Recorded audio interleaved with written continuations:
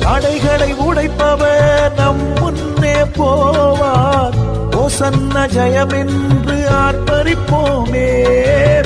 தடைகளை உடைப்பவர் நம் முன்னே போவார். ஓசன்ன